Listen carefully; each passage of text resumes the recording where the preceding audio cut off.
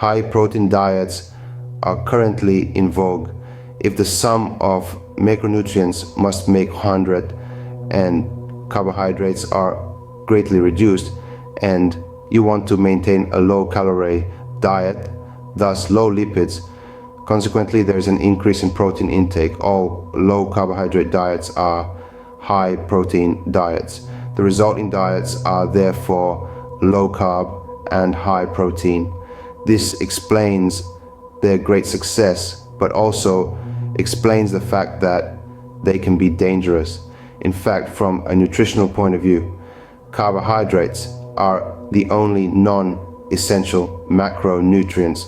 So the problem with these diets is not the lack of carbohydrates, which we can produce, but it is the excessive protein load, in addition to the fact that if carbohydrates are reduced so much, ketone bodies are produced. Producing ketone bodies is not a disease, as they are an emergency energy substrate.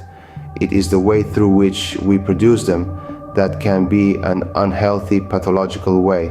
When fasting, lipids are oxidized, and their excessive oxidation determines the production of acetyl-CoA, which is condensed, and the 3 ketone bodies are formed, which are used as a preferential energy substrate by 3 types of cells: myocardiocytes, neurons, and red blood cells.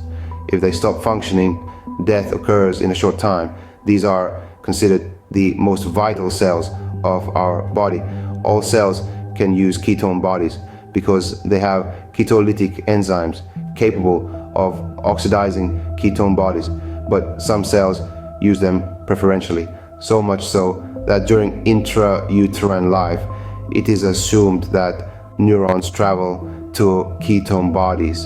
The mechanistic explanation that has been given to this biochemical characteristic is that we have evolved to have long moments of fasting in our life, and at the time of fasting, energy reserves of a lipid nature are oxidized, whose oxidation leads to the production of ketone bodies, the most used energy substrate by the cells of our survival.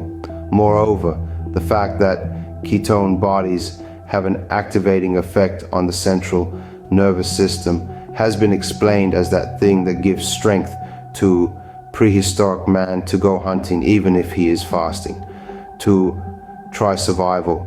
If ketone bodies are the result of the fact that the possibility of using glucose is lacking, there is a metabolic decompensation and there is diabetic ketoacidosis that involves a significant change in pH, which does not happen in the healthy subject who fasts, as it does not produce so many ketones, and because it continues to eliminate ketones with urine and through metabolic pathways, a norm-caloric low-carb and high-protein diet does not necessarily cause ketones, as we can do gluconeogenesis from proteins, so we can oxidize excess proteins and turn them into glucose without the need to oxidize lipids.